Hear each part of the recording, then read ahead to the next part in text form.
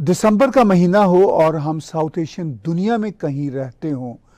तो बांग्लादेश की तकसीम का वाक़या, पाकिस्तान टूटने का वाक़या याद आता है और बहुत बड़ा ह्यूमन राइट्स का अब्यूज़ भी था। 10 दिसंबर जब हम ये शो कर रहे हैं तो उसी 10 दिसंबर को दुनिया भर में ह्यूमन राइट्स का एक दिन भी मनाया जा रहा है।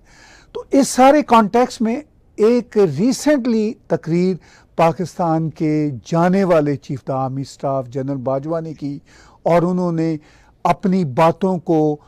आउट ऑफ कॉन्टेक्स्ट लाते हुए और अपनी तरफ से इन कॉन्टेक्स्ट रखते हुए बांग्लादेश के क्रिएशन के साथ जोड़ा। और उन्होंने कहा कि हमारे तो 93,000 फौजी नहीं थे जो प्रिजनर्स ऑफ वॉर बने, ये तो 34,000 थे, बाकी तो आर्मी के लोग नहीं थे। तो क्या जो आर्मी के लोग नहीं होते वो भी तो शहरी होते हैं, वो भी तो आपकी समाज का हिस्सा होते हैं। तो ये वो इशू है जो हम आज दिसंबर के महीने में देखना चाह रहे हैं कि पाकिस्तान आर्मी का जो माइंड सेट है वो तब्दील हुआ या नहीं।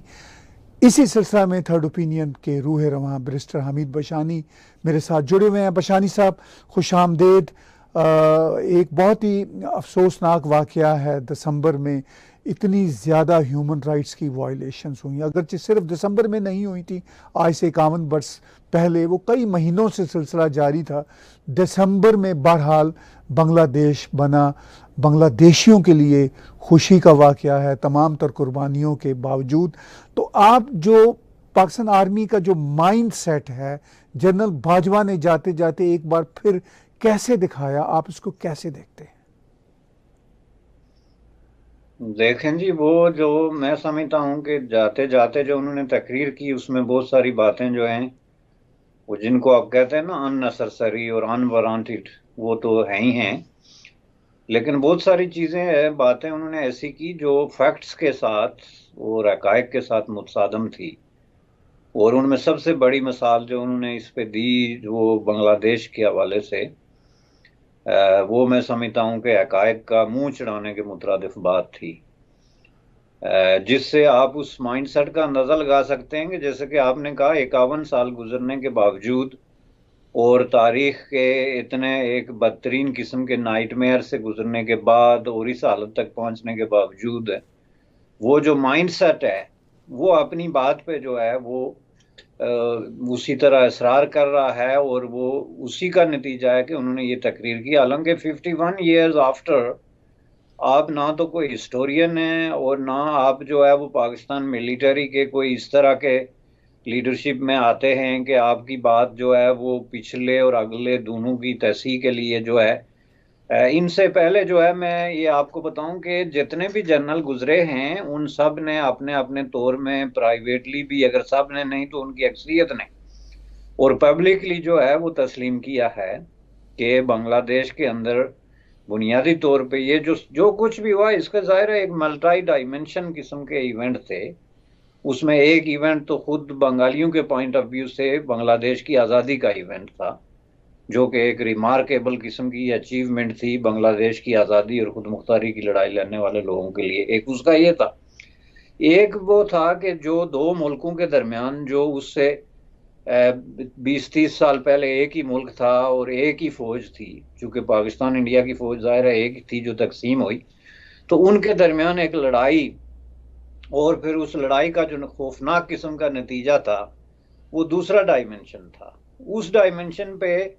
आप देखें कि मल्टीपल किस्म के 100 ऑफ रिसोर्सेज सब इस बात पे मुतफिक हैं कि ये एक आर्मी की तरफ से तारीख का बदतरीन किस्म का सरेंडर था, नंबर एक। और नंबर दो, उस वक्त तक की तारीख में सबसे ज्यादा जो है इस तरह की बैटल में मजमूका दूसरी जंग अजीम, या इससे आप उसको कंपेयर इसलिए नहीं कर सकते कि वो एक मल्टी नेशनल किस्म का कॉन्फ्लिक्ट है जिसमें दर्जनों जो है वो मुल्क और कामें शामिल थी, लेकिन दो कामों के दरमियान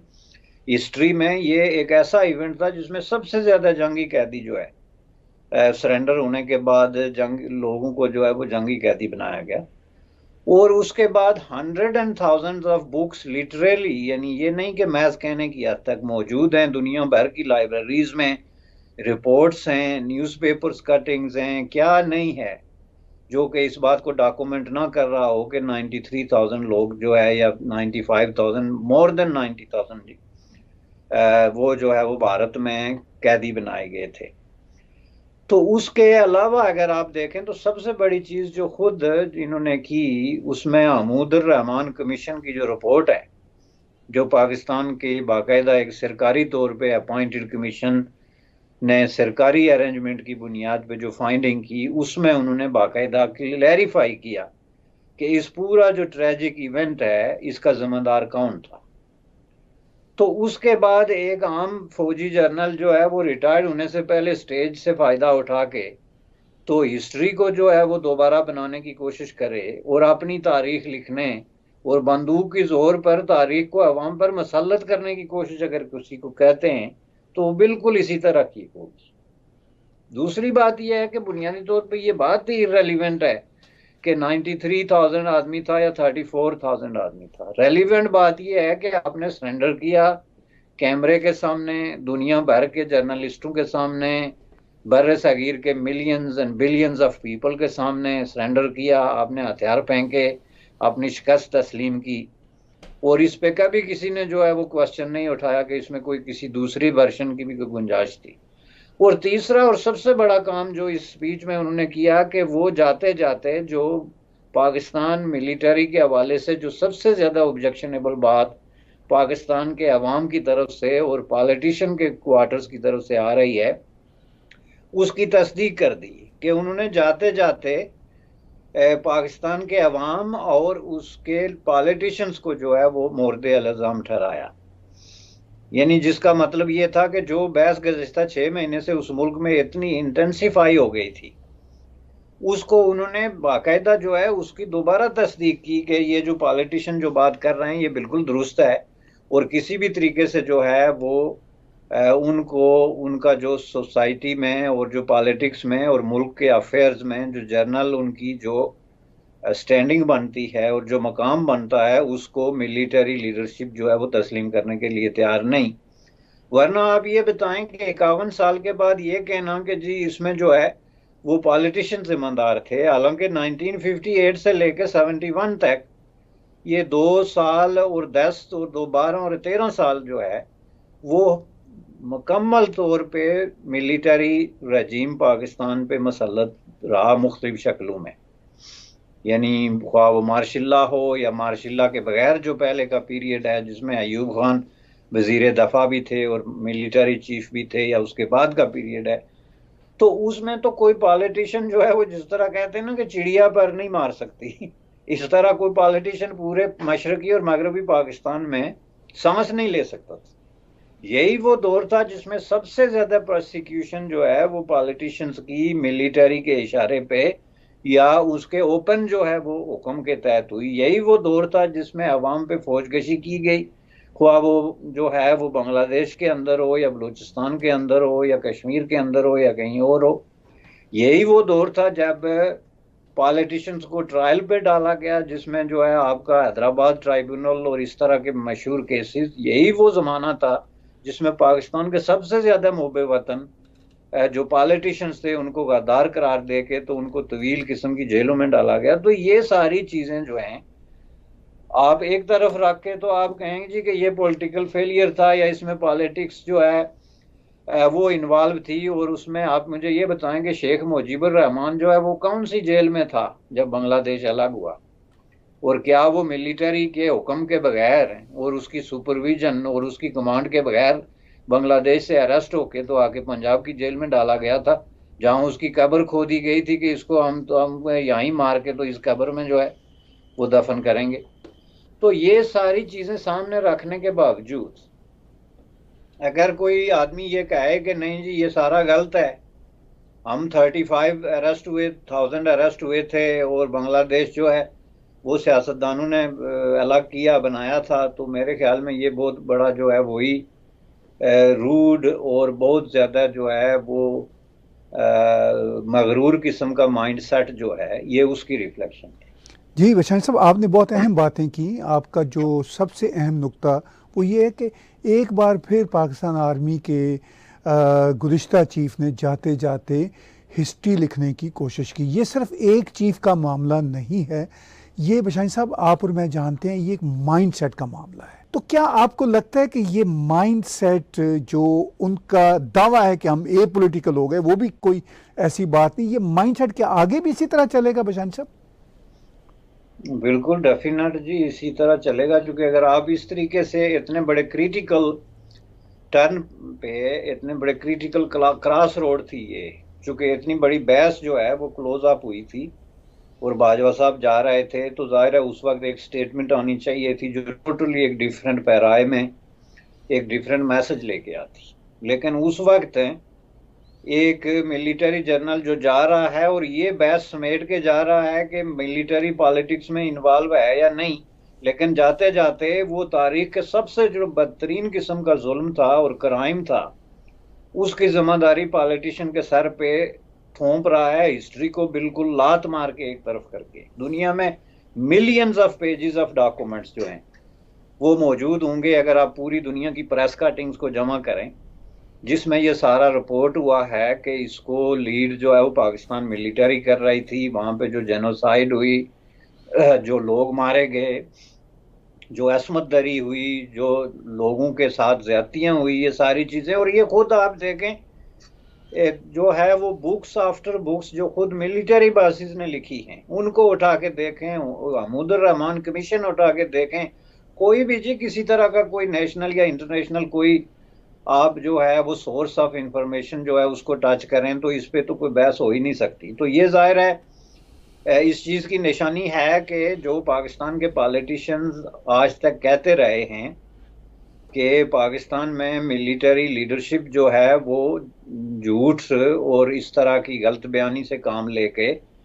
तो सियासत के अंदर जो है वो मदाखलत करती रही। यानी जिस स्टेज पे आप खड़े होके कहते हैं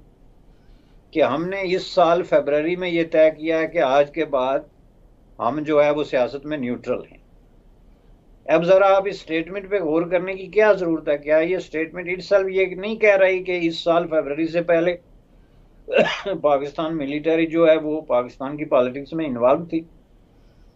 यानी इस पे मैं समझता हूँ कि कोई दूसरी राय तो है ही नहीं। तो जब उन्होंने खुद तस्लीम किया कि इस साल फरवरी से पहले हम न्यूट्रल नहीं थे, तो इसका मतलब ये है कि आप पॉलिटिक्स में इन्वॉल्व थे, तो इसका मतलब फिर ये है कि पाकिस्तान में पॉलिटिशियन ये जो चीखो पकार कर रहे हैं और उनके जो एतराज़ात हैं वो हुआ किसी सतह के हों, वो हिज़्ब इख्तिदार में हैं या हिज़्ब इख्तिलाफ में हैं, या जो भी उनकी पोजीशनिंग है, लेकिन इस बात पे दोनों मुत्फिक हैं कि पाकिस्तान में जो है वो मिलिट्री जो है वो न्यूट्रल नहीं रही थी और उसको न्यूट्रल होना चाहिए। तो इस हवाले से मैं समझता हूँ कि उन्होंने जाते जाते ये पॉलिटिशियंस की भी इंसल्ट की है, हिस्ट्री की भी एक तरीके से इंसल्ट की है, और अपने सीने के जोर पे और ओहदे के जोर पे सच्चाई को जो है वो छुपाने और एक अपना जो नैरेटिव है जो हिस्ट्री में कभी ना किसी ने सुना, ना कभी सामने आया, ना किसी ने इस पे आर्ग्यू करने की कोशिश की, उसको इम्पोज करने की कोशिश की है। एक और इसमें बहुत अहम नुक्ता है वो ये है कि फरवरी से पहले तक तो खैर खुद पाकिस्तान आर्मी कह रही है कि हम उसमें इन्वॉल्व थे पाकिस्तान की पॉलिटिक्स में, लेकिन फरवरी के बाद नहीं है। लेकिन उसका खेल भी आपके मेरे सामने और व्यूअर्स के सामने है। अभी जो परवेज़ अलाई कह रहे हैं, इवन मुअन्नस अलाई कह रहे हैं, ख़ुद इमरान खान कहते हैं कि बाजवा साहब अपनी एक्सटेंशन लेने में भी कितने इंटरेस्टेड थे और उसके हसूल की खातिर उन्होंने हर हरबा आजमाया और दबाव भी डाला, कभी इमरान का साथ दे रहे हैं, कभी इमरान के साथ डबल गेम खेल रहे हैं। तो ये कहना क्या इनका बनता है कि हम फरवरी के बाद भी जो हैं फरवरी के बाद हम एपॉलिटिकल हो गए थे? देखें जी, इनकी ये स्टेटमेंट जो है ना वो दुरुस्त अल्फाज में अगर बात की जाए तो ये बात कंफर्म नहीं करती कि ये फरवरी के बाद ए पॉलिटिकल हो गए, यानी ए पॉलिटिकल मीनिंग गैर सियासी हो गए, बल्कि ये इस बात को कंफर्म करती है कि ये अवाम के साथ बहुत बड़े बड़े झूठ बोलते रहे। क्योंकि ये फरवरी तो जो है वो 1 साल पहले की बात है ना, 9 महीने 10 महीने पहले की बात है, लेकिन उससे पहले का जितना अरसा है वो तो तभी कहते ना कि हम उससे पहले भी न्यूट्रल थे ना। लेकिन आप ये देखें कि ये लड़ाई पाकिस्तान में को आज की तो नहीं है ना जी। ये लड़ाई तो 1950 के फौरन बाद, जब ये 1953 के फौरन बाद, मैं ये कहूँगा कि जब पाकिस्तान को जो है वो मिलिट्री लीडरशिप ट्रांसफर की गई, जब अयूब खान पहले देसी चीफ बने। उससे पहले चूंकि अंग्रेज चीफ थे तो उन पे मुझे नहीं पता कि वो भी मुदाखल कर रहे थे या नहीं, लेकिन उसके बाद जब पहला चीफ अयूब खान बना, पहला मकामी जो है चीफ जो था मिलिट्री का वो बने, उस वक्त से लेके तो जाहिर है 2022 तक के दरमियान के ये जो अरसा है, इसमें जो है वो आप मुझे एक पॉलिटिशियन बता दें जिसका मिलिट्री के साथ तसादम ना हुआ हो, ख्वाह वो इक़्तिदार में हुआ हो या इक़्तिदार के बाहर हुआ हो। इस अरसे में जब के मिलिट्री जो है वो रूल करती रही है, ये ऐसे पीरियड रहे हैं जब जो है वो अवाम के खिलाफ फौज कशी की गई। ये आप देखें, ख्वाह वो बलोचिस्तान में पहले जो है वो फौज कशी का वाकया हो जिस पे अहमद फराज जैसे लोगों ने बड़ी बड़ी मारका तुलारा किस्म की जो है वो शायरी तख्लीक की है, या बांग्लादेश के अंदर जो फौज कशी और जेनोसाइड के और ह्यूमन राइट्स वायलेशंस के वाकयात हुए हों, या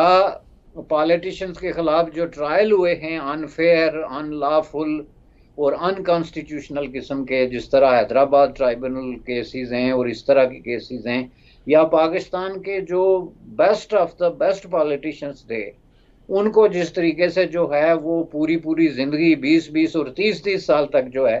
वो जेलों में रखा गया। ये सारे काम जो हैं वो जाहिर है कि मिलिट्री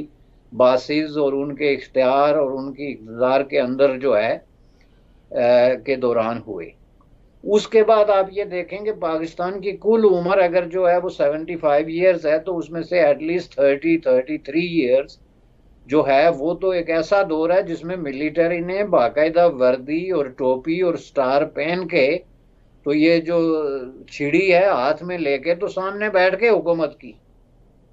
तो उसकी तरफ तो उनका एक इशारा तक भी नहीं गया। तो कहते हैं जी ये पॉलिटिशियंस का कसूर था जो पहली बात है ये किसी का कसूर नहीं था। बांग्लादेश के लोगों ने अपनी आज़ादी की लड़ाई लड़ी और वो जीती, और ये एक दो तरफा किस्म की बात थी। खुद पाकिस्तान के अंदर भी मिलिट्री लीडरशिप की ये ख्वाहिश थी कि बांग्लादेश अलग हो जाए, लेकिन लोगों के खौफ से वो ये बात मानने के लिए तैयार नहीं थे। अब आप देखें ये बात पब्लिक हो चुकी है, पाकिस्तान के मेन स्ट्रीम मीडिया पे डिस्कस हो चुकी है कि ये लोगों को बीच में डालते थे कि किसी तरीके से आप बंगालियों से बात करें कि वो हमसे अलग हो जाएं, जिसके जवाब में बंगाली ये कहते थे कि अकलियत में आप हैं। ये तारीख में कभी हुआ नहीं कि कहीं अक्सरियत जो है वो अकलियत से अलग हुई हो। अगर आपको तकलीफ है तो आप हमसे अलग हो जाएं। तो ये दो तरफा थी, एक तरफ तो आज़ादी की लड़ाई थी और दूसरी तरफ आप लोगों के दिल में जो गुरूर था, नफरत थी और एक तरह का हतक था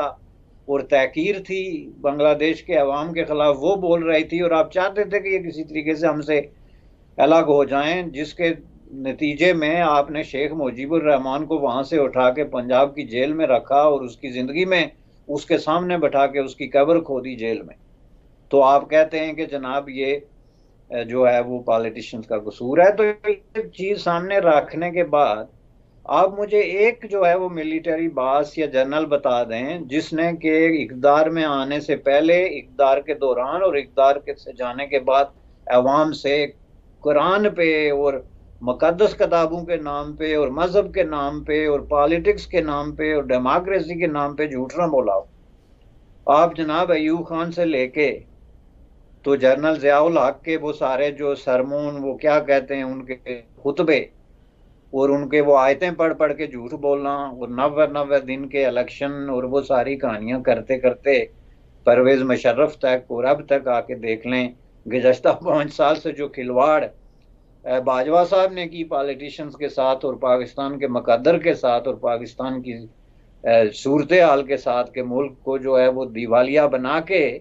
और आज की खबर यह है कि मुल्क दिवालिया हो चुका है। और इस पे वैसे मैंने एक कॉलम भी लिखा था पाकिस्तानी अखबारात में कि दिवालिया ये जो डिफॉल्ट है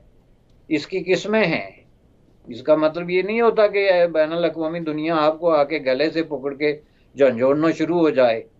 तो आप जो है वो डिफॉल्ट हैं, आप प्रैक्टिकली डिफॉल्ट हैं। जब आपका जो है वो हेड ऑफ द स्टेट ये ऐलान कर दे कि हम डिफॉल्ट हो गए हैं, हमारे पास देने के लिए पैसे नहीं और हम जा रहे हैं पैसे मांगने के लिए, तो प्रैक्टिकली आप डिफॉल्ट हैं। तो मुल्क को आपने ऑन दी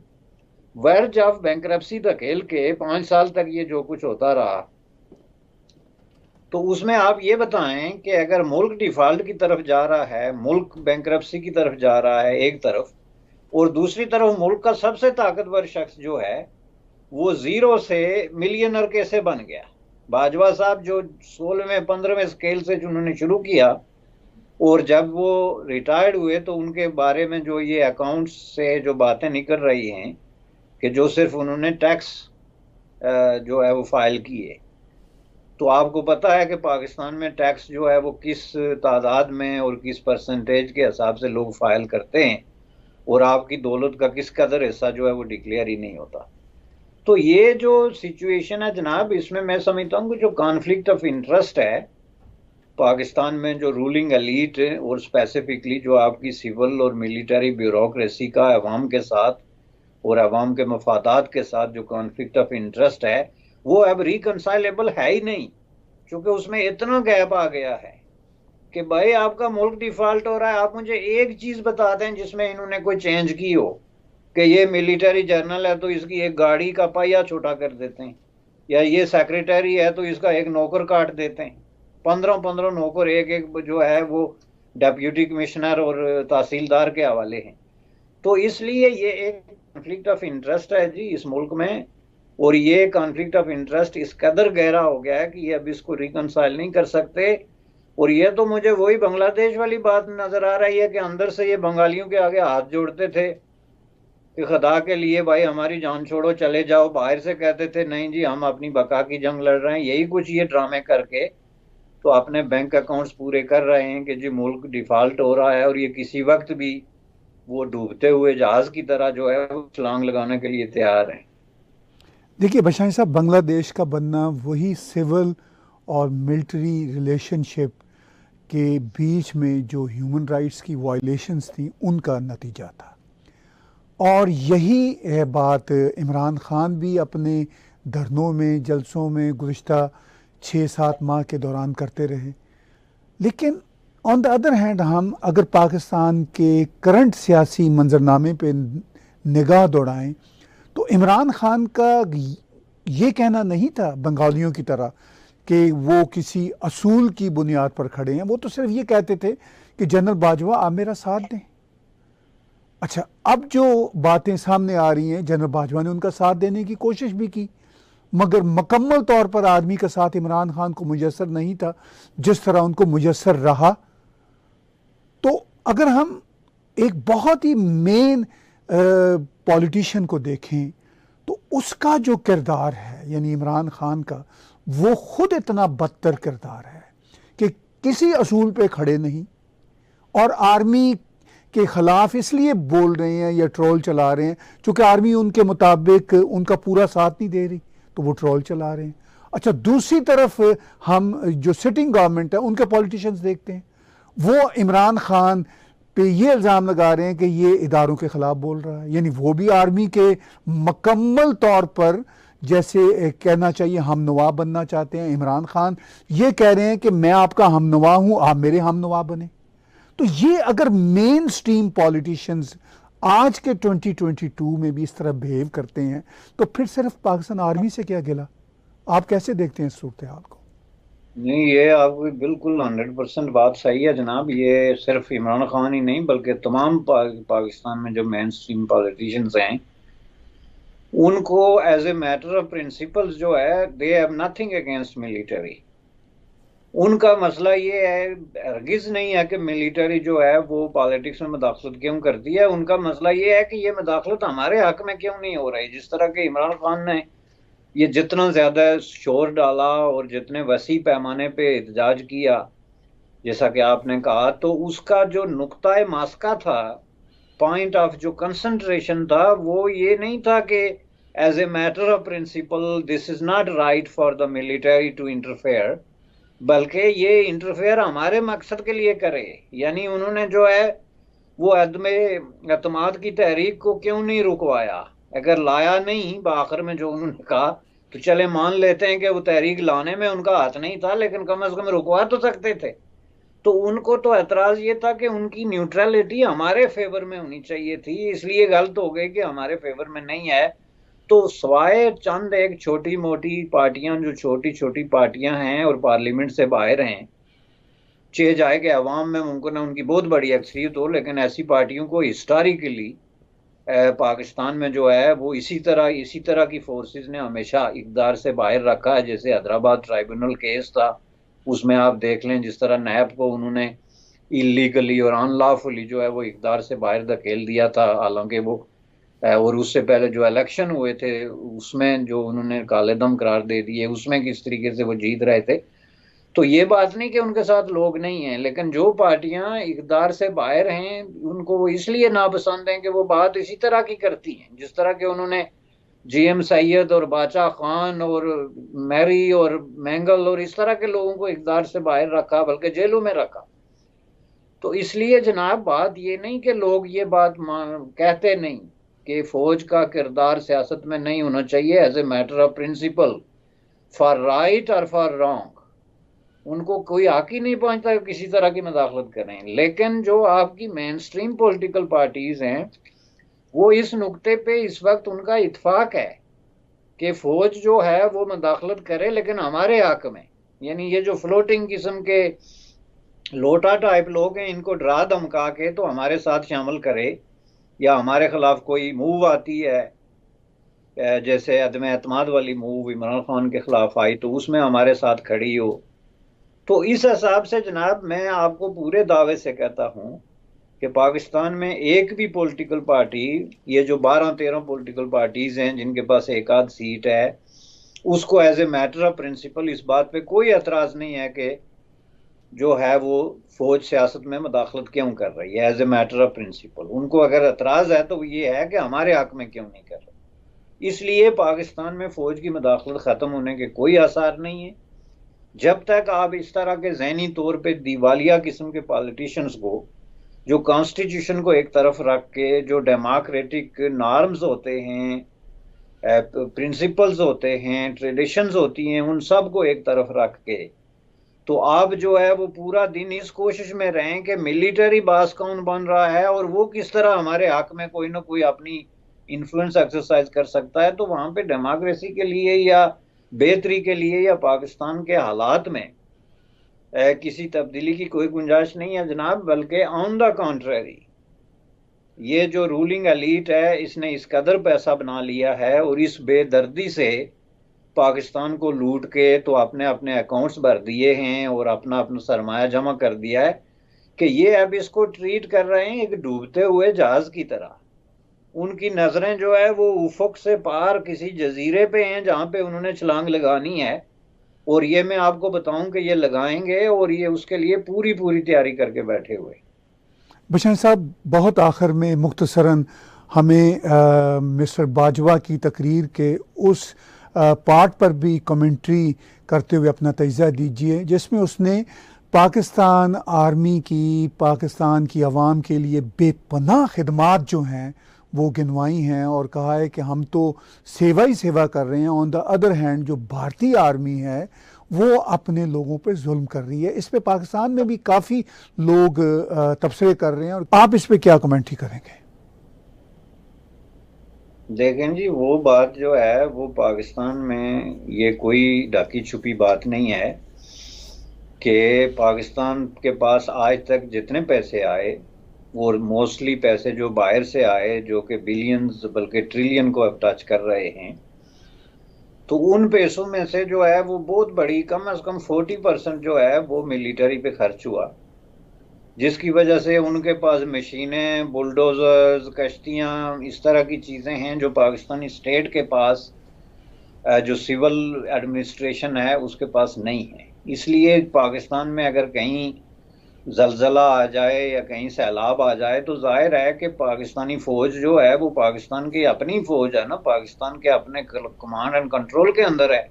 तो स्टेट को जिस इदारे के पास ज्यादा मशीनें, ज्यादा रिसोर्सेज, ज्यादा गाड़ियां, ज्यादा पेट्रोल नजर आएगा उसको हुक्म देंगे कि जाओ भाई लोग डूब रहे हैं संभालो। लेकिन मैं ये आपको बता दूं कि ये भी इन्होंने नहीं किया। बहुत सारे मामलात में इन्होंने रेजिस्ट किया और इनकार कर दिया, बल्कि पैसे मांगे। अभी आपने नहीं देखा था कि सैलाब में जो है उन्होंने कहा कि हमारा इतना खर्चा, हालांकि स्टेट जब पैसे दे रही है अपने बजट से, आर्मी के को अपने रिसोर्सेज अगर हैं भी, तो वो तो सिर्फ आर्मी बासेस के प्राइवेट और उनकी अपनी अय्याशियों और अपनी मराद के इर्द गिर्द घूमते हैं ना, वो तो मिलिट्री पे खर्च तो नहीं कर रहे। लेकिन आपकी ये जो ह्यूज मशीन आपने डेवलप की, जो लॉजिस्टिक आपने डेवलप किया है, ये जो कैपेबिलिटी डेवलप की है टू रिस्पॉन्ड, ये सारे का सारा जो है पाकिस्तान के गरीब अवाम का पेट काट के तो ये पैसा लगा हुआ है जनाब। तो उसमें अगर वो कहीं आ गए तो ये बात भी जो उन्होंने की, मैं तो इनकी आखिरी तकरीर पे हैरान हूं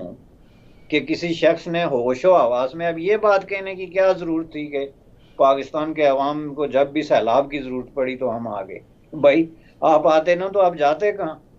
40% बजट खा रहे हैं आप 70 साल से,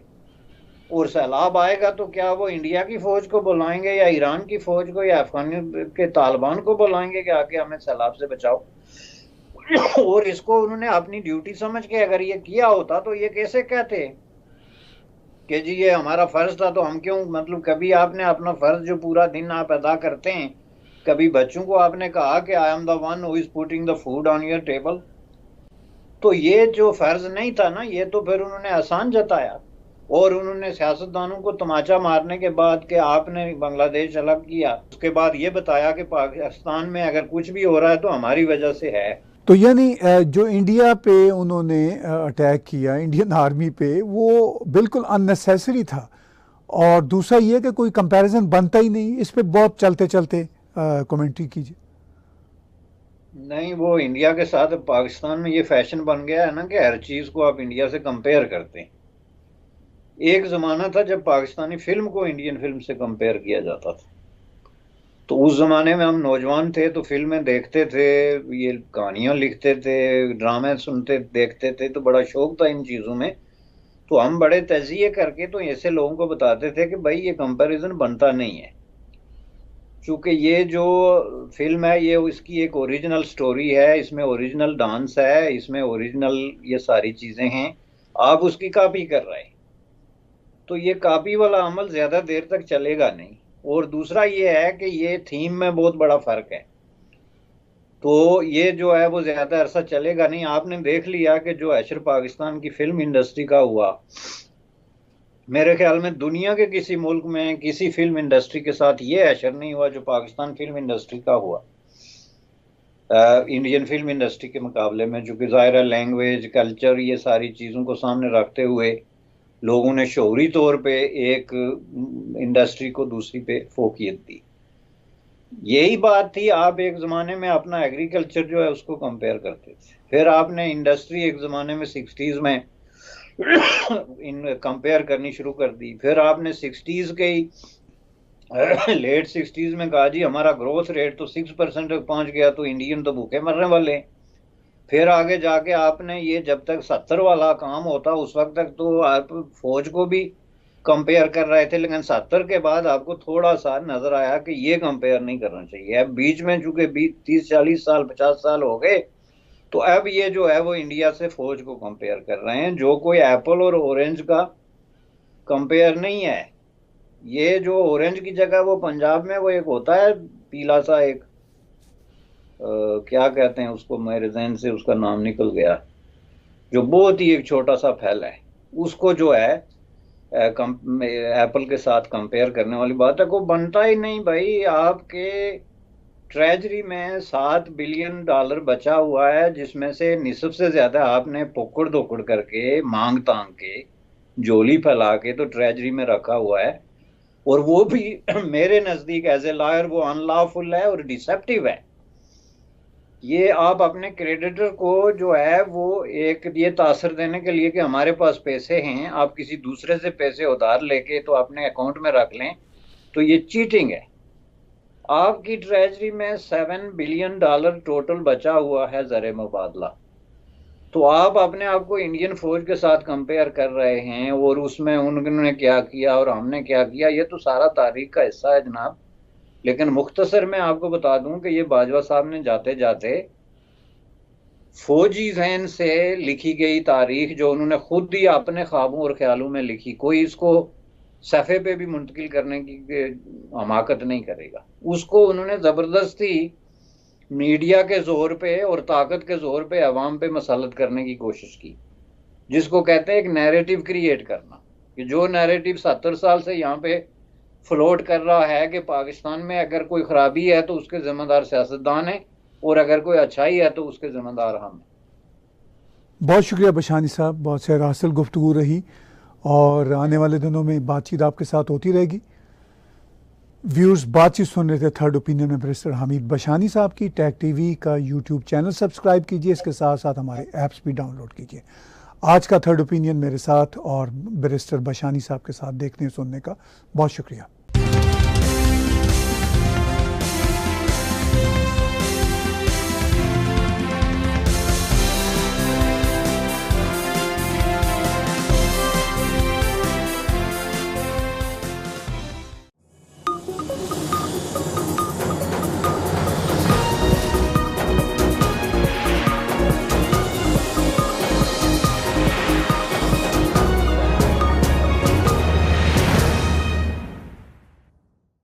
Subscribe Tag TV YouTube channel and press the notification button.